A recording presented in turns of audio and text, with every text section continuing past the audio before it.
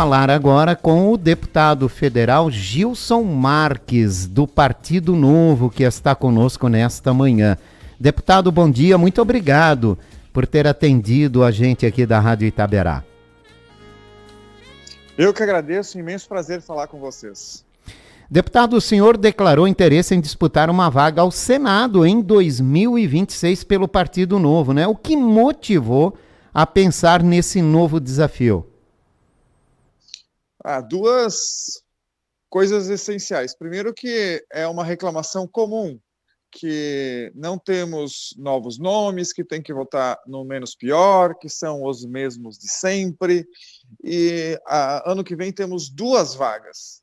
E esse é o segundo motivo, é o cargo mais importante da República. As pessoas reclamam dos ministros do Supremo Tribunal Federal, mas é senador que bota e tira essas pessoas. O presidente indica, mas quem aprova é o Supremo. O mandato é 8 anos e dificilmente alguém lembra quais foram os 2 votos que deu para o Senado em 2018. Esses caras estão lá até hoje no Brasil inteiro. E tem 1 ano só para eleição e o Brasil está caminhando para um lugar muito ruim, é o precipício. Abusos de poder, criação de imposto ou aumento de alíquota a cada 30 dias, isso tudo causa briga interna, briga externa e nada chega na mesa da população. Eu não vi nenhuma melhora em saúde, segurança, educação, muito pelo contrário. Os políticos, a gente pede para eles resolver os problemas, mas eles são o problema e não a solução. E aí, através de palavras bonitas, aí, soberania, democracia, em briga de elefante, quem sofre é a grama, na verdade. E assim nós estamos. É uma oportunidade única, porque não sei se continuar assim, a gente aguenta mais 4 anos depois. Como o senhor avalia o atual cenário político catarinense para o Senado? Acredita que há espaço para uma candidatura com o perfil do Novo? Mas com certeza, hoje nós temos poucos nomes que se lançaram ou que se estão dispostos a oferecer seu nome e que o partido ratificou. Me parece que o Amin deve disputar a reeleição, aí alguém representando a esquerda, talvez o Décio Lima. Aí vem alguém do Rio de Janeiro, talvez, que é o Carlos, talvez a Carol. Então, são 4 ou 5 nomes que você precisa escolher 2. Então, o Partido Novo é um dos únicos 2, só o Novo e o PL, partidos de oposição ao governo Lula. Todos os outros ou são centro, ou centro-esquerda, ou esquerda. Nós, do Novo, crescemos demais. Temos aí a maior prefeitura do estado de Santa Catarina, que é a Joinville. Aqui no Vale do Itajaí, dos políticos de direita, eu, por diversas métricas, aí, tanto de voto, de rede social, tenho conseguido crescer bastante. Nós temos aí 40 vereadores do estado inteiro, e acho que tenho muito a contribuir, seja como primeira opção ou como segunda opção, para tentar ajudar aí a controlar tanto as contas públicas como botar o país nos eixos, que o contrato volte a ser respeitado, que a lei, o judiciário entre no trilho e faça cumprir a lei e não fique revogando a lei por decisões monocráticas. Acho que tem poucas opções e algumas delas não têm a ficha limpa, ou como eu, que não tenho vergonha e não tenho processo no Supremo Tribunal Federal, que possa ser chantageado ou algo do tipo. O senhor acredita que o eleitor catarinense está mais receptivo às ideias liberais defendidas pelo Partido Novo? Cada vez mais que nós vivemos num ambiente de censura e de aumento do poder e de impostos, a população começa a sentir na pele que isso não faz bem. Hoje o nosso sistema de governo passou a ser: trabalhe muito, pague muito e fique quieto, porque se quer reclamar, você pode. Então, não há espaço para a população fazer alguma coisa. Até as ruas têm medo de falar, senão na votação. E eu tenho visto muitas pessoas em descrédito porque eu nem confio, porque eu não confio nisso, nem na urna eu confio. Eu sempre digo, não existe nenhuma desconfiança nesse tempo inteiro de urna nos cargos de Senado, de deputado federal. Ninguém lá chegou por carta, por SEDEX. E os escolhidos, infelizmente, do Brasil elegeram até Davi Alcolumbre, vê se pode. E aí, óbvio que reclama. E até Santa Catarina tem culpa no cartório, porque uma das senadoras que faz parte da base do governo é a dona Ivete, do MDB, que tem ministério no governo Lula. Aliás, foi recriado o DPVAT por um voto da dona Ivete.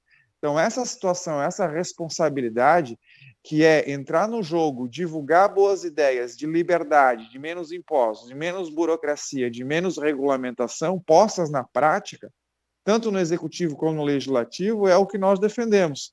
Acho que não é que está mais palpável para a população, é o único caminho daqui em diante, puxar a corda para o outro lado. A colocação de um nome do Partido Novo na majoritária mexe com o tabuleiro eleitoral do ano que vem aqui no estado, né? Como a legenda deve lidar com os assédios? E nesse momento já tem um caminho pré-definido pelo partido? Eu não compreendi muito bem a pergunta, mas é como nós vamos nos posicionar na majoritária do Estado, é isso? É que mexe com toda a situação, né? Havia uma previsão da manutenção da candidatura do senhor para uma reeleição a deputado federal sem um novo participar na majoritária. Afinal, uma vaga no Senado se busca uma vaga na majoritária. E agora, com a colocação do nome do senhor, tudo isso... a candidatura, a menos, excepcionalmente, que ocorra eventos altamente imprevisíveis e até improváveis. Mas, a princípio, está mantida. Estou muito otimista. O cenário mudou bastante. Às vezes pode até causar estranheza nós participarmos desse processo, mas a política mudou muito. O PP deixou de existir, o PSDB deixou de existir, os partidos estão se federando, então o Novo ainda é um partido que pode e que vai assumir esse protagonismo porque vem crescendo, seja por ser uma novidade, seja porque o gosto de eleitor ele se alterou e até melhorou. Hoje nós precisamos de mais alternativas e não de menos alternativas. Eu mencionei 3 ou 4, ou talvez 5 nomes. Eu confesso que eu acho pouco para se escolher 2 vagas. Nós precisaríamos de mais e principalmente melhores alternativas. Eu não vejo problema nenhum com isso, muito pelo contrário. Aliás, existe um consciente popular de que nós temos muitos partidos, que é muita coisa, que é muito partido. É por conta disso que nós vamos ser condenados a ficar com poucos e ruins. Que é pouco partido, tem a Venezuela, tem Cuba, que só tem um, que é uma ditadura. Eu gostaria muito mais que tivesse mais partidos e que eles fossem melhores, que eles fossem diferentes, que eles representassem a população, tivesse uma plataforma boa de administração, enfim, e não reduzir a poucos e ruins. E a mesma lógica serve para candidatos. Aliás, concorrência é sempre bom e, incrivelmente, as pessoas pensam diferentes quando se relaciona à política. E como é que o senhor avalia essa questão do ex-presidente Jair Bolsonaro lançar o nome do filho dele como candidato a Senado aqui pelo Estado? Eu digo o seguinte, a nossa democracia já está comprometida, porque se pegar Acre, Roraima, Amapá, esses estados têm mais ou menos 800 mil habitantes e tem 3 senadores. Santa Catarina, só a cidade de Joinville tem 700 e poucos mil habitantes. Blumenau tem mais de 300 mil habitantes e tem 3 cidades que têm mais de 300 mil habitantes no estado de Santa Catarina. E o estado inteiro tem 3 senadores. Como que você pode admitir que essa democracia já distorcida, você aceite e concorde com alguém que seja de outro estado? Então nós vamos ter 2. Eu tenho certeza que ele, por mais que ideologicamente agrade a alguns, não sabe aonde é a 63, onde é a 280, qual a importância da 470, qual é o valor do PIB que passa por aqui, aonde que é a ponte de Itapiranga, por que o pessoal do Oeste toma chimarrão, por que o pessoal do Vale do Itajaí toma chopp, qual é essa importância para a cultura, por que o pessoal do Sul é praticamente gaúcho, como é que funciona a criação de gado do Norte. Isso são características, só alguém daqui, evidentemente, que nasceu, convive, estuda e conhece, vai saber representar a população local. Além disso, Santa Catarina é um estado que, evidentemente, e assim eu espero, vai já de qualquer forma eleger dois candidatos de direita. Se é essa a preocupação, então ele poderia concorrer primeiramente no Rio de Janeiro, que é o estado dele, mas se não for assim para ter mais, teria que ser na Bahia, teria que ser no Maranhão.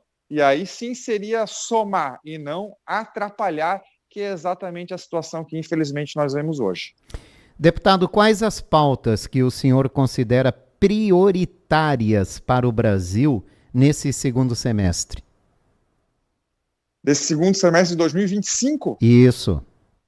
Nós precisamos urgentemente frear os abusos e os avanços do Supremo Tribunal Federal, desregulamentar, desburocratizar e principalmente retirar a carga tributária do cidadão brasileiro. Isso faz com que todo o empreendedorismo fique desmotivado a fazer qualquer coisa. Como é que alguém vai botar dinheiro para uma garapeira, para qualquer compra de máquina, se não sabe se o contrato, se a lei vai ser respeitada, e aí o empregado não é contratado, o salário não existe, o produto também não, baixa concorrência. O juro é 15%, a pessoa prefere botar lá na aplicação do que investir. E aí, esse problema agora, além de ser interno, também é externo. Lá na carta do Trump, e não que eu concorde, está dito qual foi o problema. É isso. As atitudes do Supremo Tribunal Federal e as atitudes e as vomitadas de ignorância tanto do Lula como da senhora sua esposa, que quer liderar uma concorrência de uma moeda própria, que diz que o Trump estaria preso e não vê qual é a sua postura, que deveria ser de educado, de negociar. Afinal de contas, em briga de elefante, quem sofre é a grama. Tem que segurar esse governo o máximo possível. Ninguém aguenta mais, a cada 30 dias ou aumenta imposto ou cria-se um imposto. Então, a prioritária é fazer com que o governo não faça isso, se desgaste, fazendo com que a comunicação de tudo que isso que é ruim chegue à população e isso tenha uma influência eleitoral no ano que vem para salvar o país, porque não sei se aguenta mais 4 anos dessa forma. E quais têm sido os maiores desafios do senhor para aprovar pautas alinhadas aos princípios do Partido Novo na Câmara Federal, deputado? Eu confesso que a maioria das vezes nem chegamos nessa fase.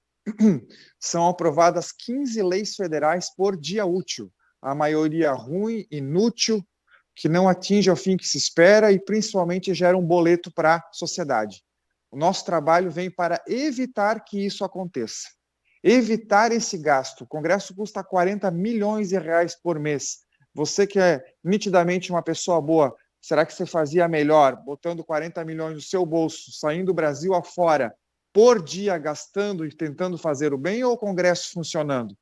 Seja dia ou seja sol com esse gasto. A Assembleia Legislativa do Estado de Santa Catarina, nos últimos 5 anos, que lei que eles fizeram que você disse o seguinte: isso aqui melhorou objetivamente a minha vida. Esse eu gostei de pagar a minha DARF. Eu tenho orgulho e pago com gosto o meu imposto. Não existe. A maioria dos órgãos públicos, o custo da manutenção não justifica a existência. O meu trabalho tem sido para segurar os abusos, o aumento do Estado, o poder dele, a cobrança e a aprovação de leis que não servem a maioria para nada. E grande parte para agradar uma sociedade, uma localidade, só pretendendo uma reeleição e se manter no poder e continuar fazendo esses abusos contra a sociedade. É esse o ponto que a gente está. Se você for escolher qual é o projeto positivo que hoje tem no Congresso Nacional que a gente luta, tem inúmeros. mas não tem nem previsão disso acontecer. Por que não se aprova o fim do foro privilegiado? Está lá. Por que não se aprova o projeto anti-censura de minha autoria para criminalizar quem censura as pessoas? Por quê? Porque a maioria não tem consenso sequer para pautar isso. O que tem de consenso é para pautar e até aprovar projetos ruins. A exceção é quando existe algum tipo de conflito. O Dino vai lá e corta as emendas do parlamentar, aí depois de 21 anos aprova a nova lei do licenciamento ambiental, como aconteceu na semana passada, às 3h40 da manhã, numa quarta-feira. Infelizmente, é essa a situação que nós precisamos, de pessoas, parlamentares e políticos que lutem contra o sistema e não que façam parte do sistema. Obrigado, deputado, pela atenção com a Rádio Itaberá FM de Blumenau nesta manhã. Eu que agradeço, estou sempre à disposição. Me sigam lá, Gilson Marques, tem bastante conteúdo, bastidores e por lá também liberdade de expressão. Grande abraço. Grande abraço, deputado federal Gilson Marques, do Partido Novo, conversou com a gente aqui nesta manhã. Falamos com ele sobre a intenção de concorrer a uma vaga ao Senado pelo Partido Novo, também um pouco sobre o trabalho na Câmara Federal.